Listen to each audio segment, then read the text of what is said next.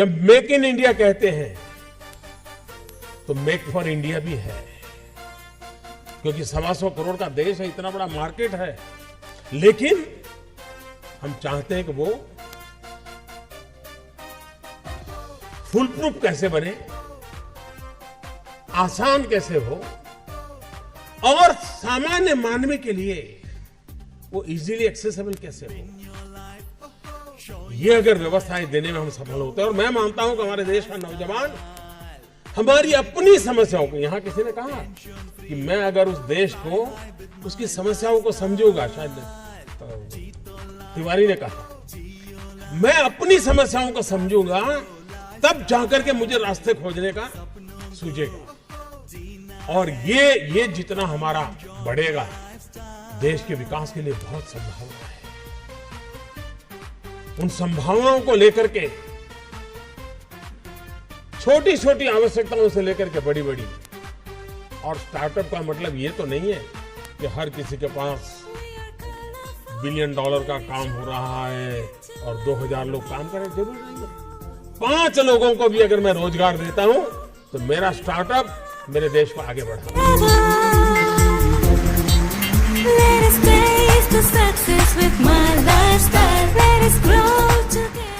एक psychological change लाना है कि यूथ के दिमाग में जॉब सीकर की मानसिकता से उसको बाहर लाए, वो जॉब क्रिएटर बने।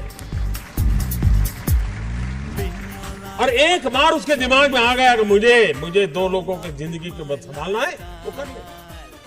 हमारे देश में एजुकेशन इंफ्रास्ट्रक्चर पर बल दिया जाता है, टीचर के अपॉइंटमेंट पर बल दिया जाता है, वो काम हो भी रहा है। लेकिन समय की मांग है क्वालिटी एजुकेशन की। गरीब से गरीब, दूर सुदूर जंगलों में रहने वाला व्यक्ति हो, पहाड़ों में रहने वाला व्यक्ति हो, मैं ऐसे कैसे चीजों को खोज के निकालूं कि उसी क्वालिटी का एजुकेशन जो अमीर घराने के बच्चों को मिलता है, उस टेक्नोलॉजी के द्वारा गरीब से गरीब तक मैं कैसे पहुंचाऊं। और देश तब बदलेगा कि हम समाज के आखिरी इंसान को इस सुविधाओं से लाभान्वित करके उसकी जिंदगी बदलने का अवसर दे। हमें उसको फीड करने की जरूरत नहीं पड़ेगी। अगर उसको क्वालिटी एजुकेशन मिलता है तो वहां भी ऐसे स्पार्क वाले बच्चे होंगे जो उठ करके खड़े हो जाएंगे और दुनिया बदल देगी। हेल्थ सेक्टर, आज हेल्थ सेक्टर ज्यादातर डॉक्टरों पर डिपेंडेंट कम है, टेक्नोलॉजी पर डिपेंडेंट है। डॉक्टर भी खुद टेक्नोलॉजी पर डिपेंडेंट है।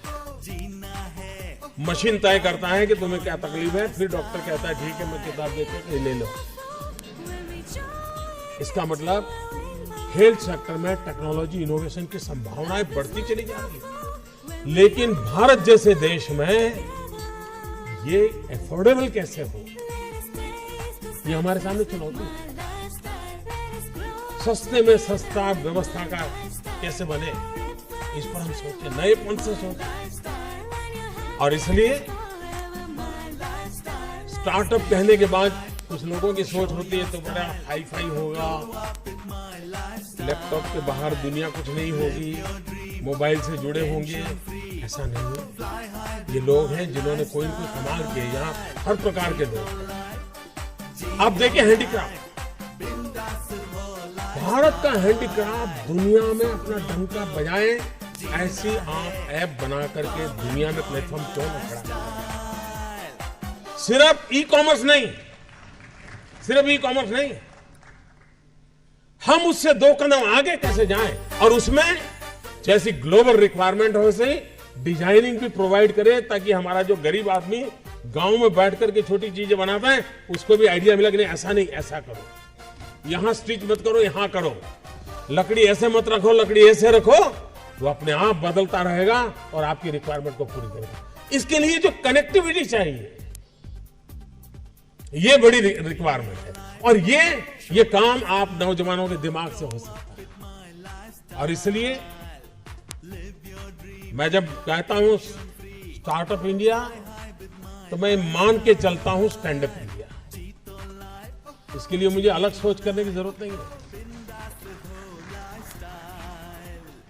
जिस देश के पास 800 मिलियन 35 से कम आयु के नौजवान हो, जिस देश के नौजवानों के पास टैलेंट हो, हाथ में हुनर हो, अपरंपार सपने हो और पूरी दुनिया में अवकाश ही अवकाश हो, क्या नहीं हो सकता है। आज मैं आईटी प्रोफेशनल से कहना चाहूंगा, विश्व के किसी भी दुनिया के देश के नेताओं से मैं मिलता हूं, दुनिया का कोई भी डेलीगेशन आता है, उनकी जो बातों होती है उसमें एक चिंता हर एक को सता रही है और वो है साइबर सिक्योरिटी। हर कोई परेशान है साइबर सिक्योरिटी को लेकर। क्या भारत साइबर सिक्योरिटी प्रोवाइडर के रूप में अथॉरिटी बन सकता है? एक बार हिंदुस्तान का ब्रांड का साइबर सिक्योरिटी का सॉफ्टवेयर मिल गया, अब दुनिया की कोई ताकत उसको हिला नहीं सकती। ये कर सकते हैं। मानव जात के लिए चुनौतियां आवश्यक हैं, क्योंकि सरफरे लोग तो हैं जो तबाही करने पर तुले हुए हैं, लेकिन हम मानवता को बचा भी तो सकते हैं। हमारे पास इस प्रकार के लोग हैं और ये भी सही है, भारत के पास मिलियन प्रॉब्लम है, कोई इनकार नहीं कर सकता है। लेकिन एट द सेम टाइम मुझे इस बात का भरोसा भी है कि बिलियन माइंड भी है।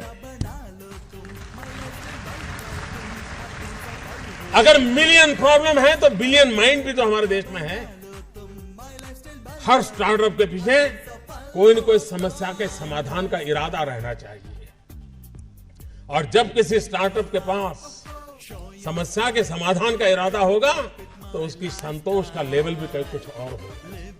जब किसी की जिंदगी में बदलाव लाता है तो उसको एक सेटिस्फेक्शन मिलता है। और इसलिए मैं वो कुछ करके दिखाऊं जिसमें मैं जॉब क्रिएटर बनूं, मैं वो कुछ करके दिखाऊं कि जिसके कारण किसी की जिंदगी में मैं काम आऊं, मैं वो कुछ करके दिखाऊं कि मेरे देश को एक कदम आगे ले जाने में मेरा भी कोई योगदान हो। इतना भी अगर सपना लेकर के हम चलते हैं, हम बहुत कुछ कर सकते हैं।